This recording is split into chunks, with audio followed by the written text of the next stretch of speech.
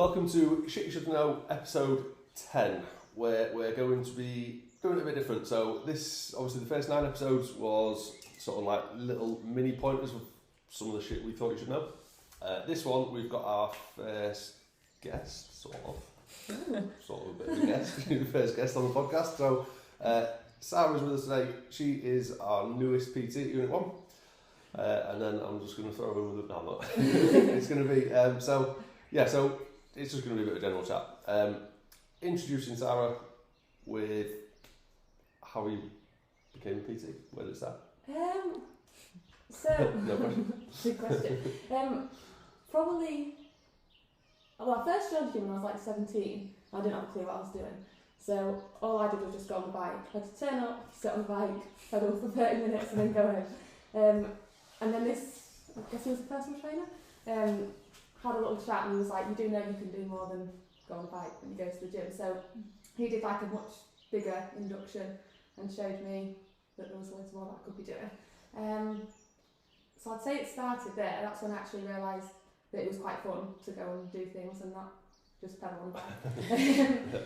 And then when I went to uni, I was training to be a teacher, but whilst I was there, I was in the gym all the time just because it got me out of writing assignments.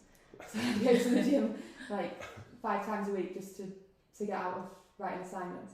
And then whilst I was there, I got chatting and one of the guys was like, why don't you, you just do your course just so you can learn a bit more really.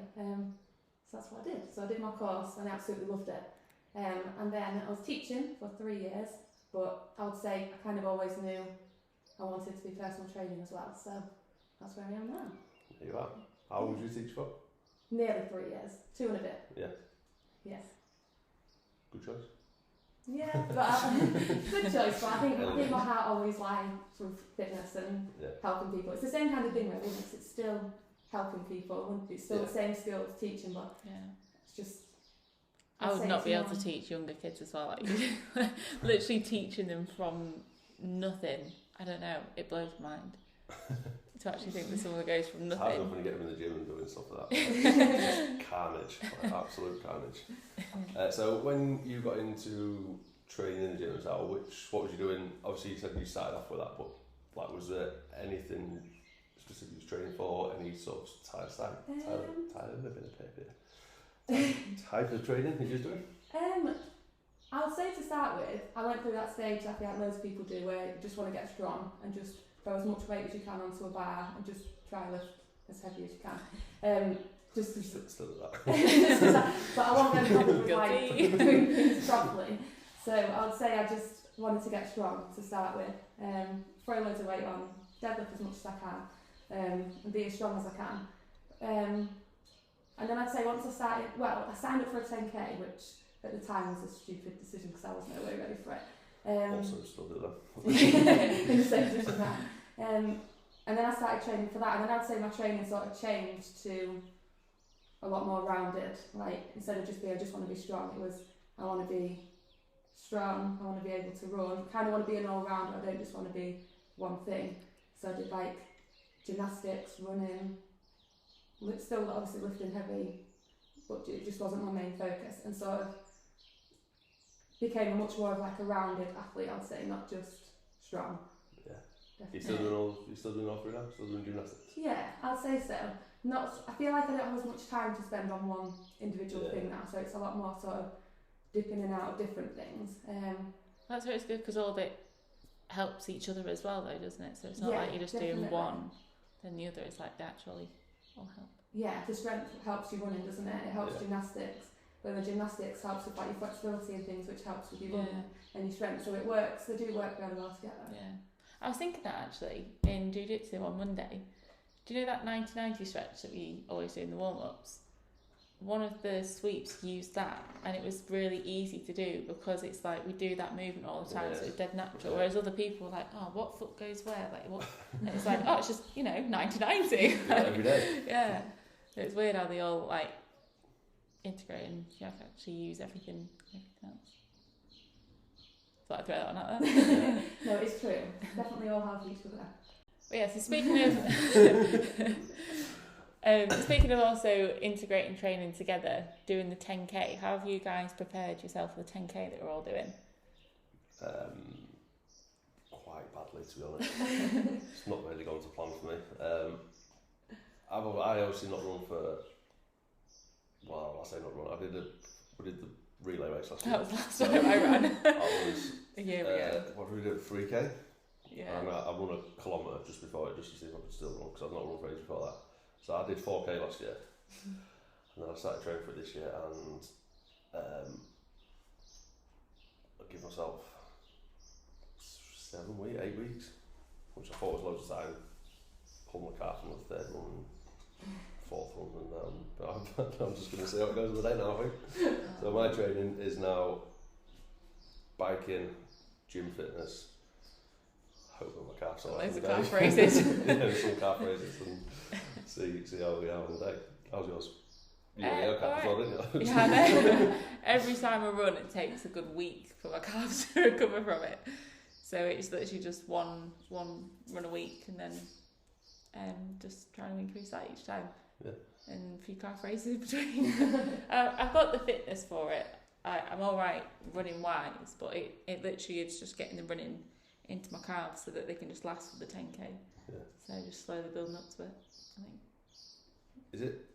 Have you done like competitive running before? As in like?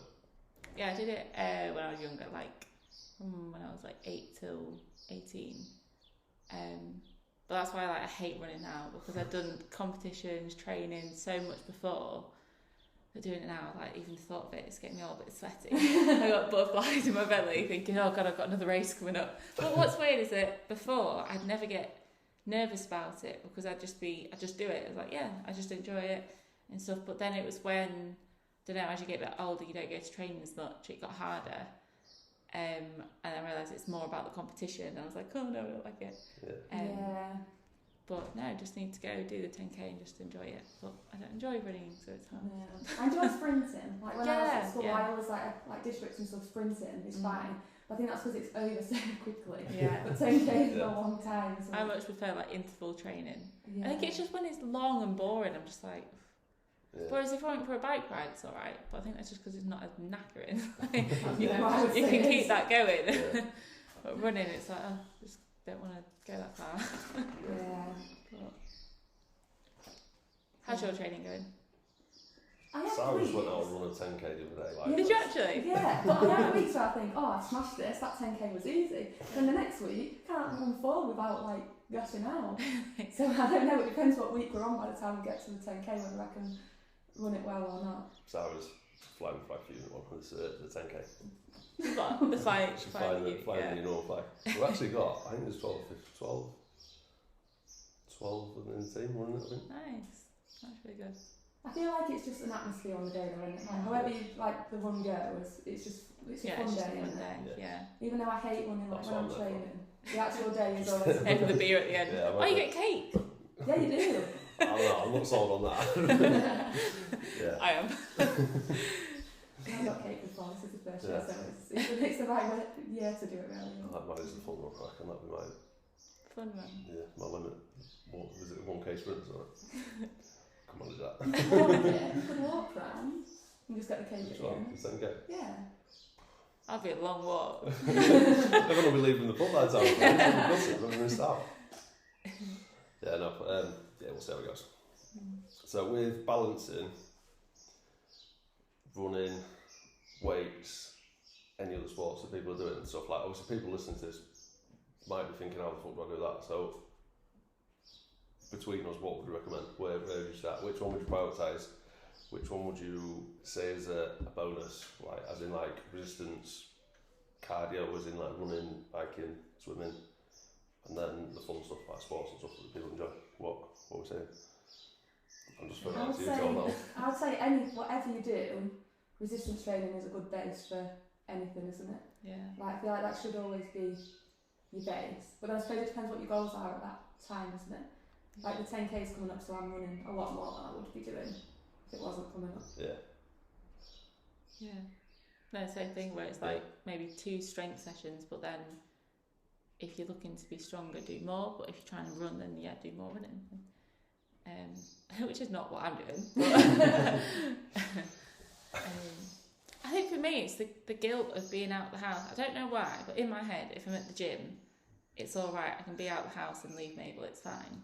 But if I'm in the house and then choose to go out for a run, I'm like, oh, I should just take her for a walk, or oh, I should probably just stay in the house. So like in my head, I'm like, I don't want to have to go out again. So it's, I don't know why, just in my head. But no, I think one a week's for me okay. Yeah. But then that's where the question, like, just depending on who you are and what you need to build. Like if you need to do more, because you know if you need to do more, then do more. Do you feel like you could just go out and run a 10k tomorrow? In 2 weeks. I could, yeah. I could. Yeah, I think that's the difference, isn't it? Like if you say if someone's entered a 10k and they've not run a lot, or if they've never really done that sort of running, then yeah, they're gonna have to prioritise that. But if they're just doing it, they're not thinking of races, they're not training for anything in particular. I'd prioritise like 2 resistance, whatever your goal is, because like resistance training, like long term, we're sitting on social stuff, but resistance training long term, being strong and being able to move and being able to like stand up from chairs and stuff, that should be a goal for everyone. Not saying, but that should be a goal for everyone. Whereas, where am I going with that? I don't really know where I'm going with that. Running, like running in like general fitness, you can get it from weight training anyway. Yeah. But I think one thing people don't prioritise is just stuff they enjoy, like sports, like jiu-jitsu. Like I don't know if I enjoy jiu-jitsu or just like learning stuff and something completely different. But like I don't know, people just see exercise like a big chore now, don't they? It's like completely gone away from just enjoying it. They forget that just going for some tennis with your mate is like exercise as well. But again, that's where, I don't know, weight training then does come into that, because if you do just enjoy doing that, then the weight training will help you be stronger, so that you've got like stronger ankles, stronger knees, and like stronger hip with a racket. Like, so whatever sport you do go into, there's then the benefit of doing the weight training, which will then make you enjoy your sport more because you're better at it. It's always going to be a weight training will benefit everything. So yeah, it's not really argument for that. So prioritise your weights if you're listening. Moving on to another topic then. Just want to throw this question out there. What could we change? What would you want to change about the fitness industry that would help more people and like clients and even yourself to live an easier lifestyle that was just less like chaotic that the fitness industry is? I'd say how confusing it is. Because I feel like you could even like, I have like a fitness Instagram, and then you go on like your discover page, and like every other post like contradicts the one before. Yeah. So you just wouldn't even know where to start, would you? Yeah. Like if you were starting out, I don't know what to start now. I looked, because it's one of them's like only eat carbs, like keep eating carbs. One's like don't eat carbs. Yeah. The next one's like run a marathon. The next one's like no, lift weights. And like you just wouldn't know where to start, would you? That's media and social media in general, like, and just not where to try and sell something normal, but that is social media, and it's like everything conflicts because everyone just wants more likes or more engagement. So that's what it's down to now. That's the fitness industry. So I'd probably change social media. What was the question? So what could we change, or what would we want to change? What would you want to change? What would I want to change? I think the standards of PTs, definitely. Like to actually become qualified as a PT is a joke. Like anyone, like literally anyone who's not been in the gym can do it. Yeah. So that'll be one, like some sort of standard, some sort of like apprenticeship to actually become a PT, where, like say an electrician, like they do 2 or 3 years before they actually get seen as an electrician. Yeah. That should be a PT. That'll be my number one. But then I think just I don't want to slack too many PTs off. I think just PTs in general, like, and like gym environment and things like that. It's, to be honest, that is one of the things I did Unit 1 because I wanted to change it. I can for now. We're going to change it around here, but we can like bring the level up a little bit. But making the environment more enjoyable for people who don't like gyms. That's what needs to be done. It's like people that walk into a gym now that see shitloads of kit. They've had a 10-minute induction on 2 pieces of kit, and then they jump on the piece of kit they've been inducted on, and they don't come off that kit until they quit the gym. That's what needs to change. Like, people need to see that gyms need to do a pathway program. I'm not just saying, but like, that people need to be trained when they first go into a gym, so that they enjoy the gym, they do think they're confident in the gym, they know what they're doing, where to start, fucking bin all the treadmills and just give them some space to actually get warmed up and like things like that, and just even just learning the language as well, because that's what I was saying about jiu-jitsu, is that whenever you go into something new, you literally don't know anything, and I was like, do they do a pathway program? Like, just to learn what sweep is, what submission is, for them it's easy, and like for us, like a set, a rep, weight and stuff, like it's all stuff that we know but no one else knows, so it's that kind of leading into the gym membership that they have that need more education. But even with, I know we obviously go back to jiu-jitsu, if anyone's listening didn't know, me and G have actually started jiu-jitsu. I just keep mentioning it. Dropped it in there again. But with that, we're actually like, we're being coached in the session, and it just takes a lot of time to learn. So if someone just walks up to jiu-jitsu and just roll with people, just like literally looking around on the floor, like it'd take years to learn. And that's why people go into a gym and they're almost just like rolling around, like picking a piece of kit and learning how to use it, waking up the next day thinking, fucking hell, that hurts, and then not use it again. And that comes down to the standard of gyms. Gyms don't give a shit about the members. Like commercial gyms are talking, like they don't give it a shit. They don't want members to turn up. So that needs to change. I don't know how you change that, but commercial gyms don't want you to turn up. If you did, it'd be absolute carnage, because I know the gym that I used to work at, they've got like 3,000-4,000 members. It'd be absolute chaos if everyone turned up. Even if everyone turned up in a week, like it would just be carnage. Like you wouldn't be able to get on stuff. So they don't want people to turn up. They want people to keep paying the memberships. They want people to think they're going to keep turning up. They don't really give too much of a shit about PTs. Things are changing like over these last couple of years and stuff, but commercial gyms don't give a shit about PTs, so they don't help them get better. So then they're not there to help the members, and it's just like a circle. PTs are just there to clean and do the classes. So that's what I've changed. Not a lot. Everything. I think big changes need to be done, but then I do also think it's getting better. Like it is getting a lot better. There's a lot of like bigger companies helping create better PTs and coaches and better gyms. I think Grimsby and Cleethorpes are a little bit behind what's in the cities and stuff. We're always behind on everything.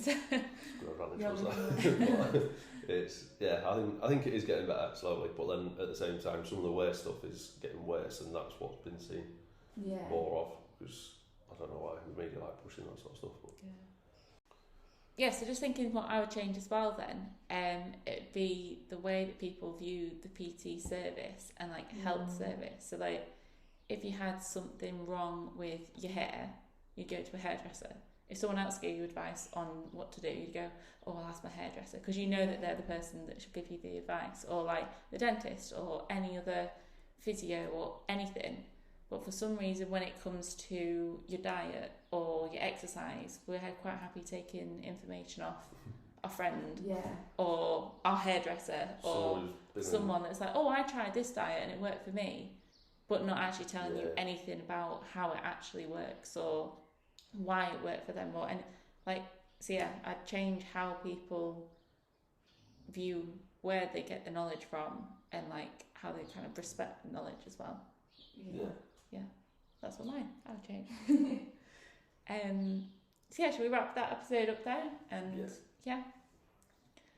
So if you are listening to this and you're not already a member of Unit 1, there are a few different things that we could get you interested in. Would you like to sort through them? So wherever you are, if you're obviously local to Grimsby and Cleethorpes, there's Unit 1. We are personal training, group training, club training. So if you're local, that's where you want to be. If you're not local, if you're listening from wherever you are, we are also offering our online programming now. So that can be accessed anywhere in the world. But if you are local to Unit 1 and you need to get some sort of advice from a PT, come and see us.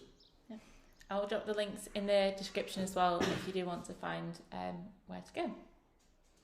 Thank you for listening. Bye. Bye.